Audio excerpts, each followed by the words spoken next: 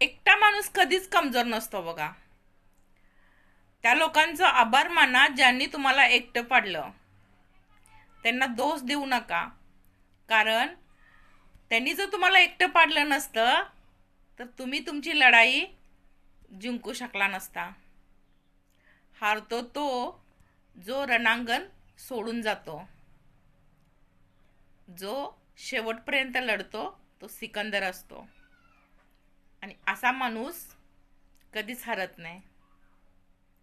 एकटं पडले म्हणून दुःख करत बसू नका.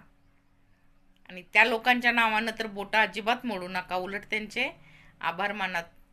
तुम्ही मला माझी ताकद दाखवून दिला असं त्यांना दाखवून द्या. तुमच्या मनातली ताकद त्यांच्यामुळं कळली.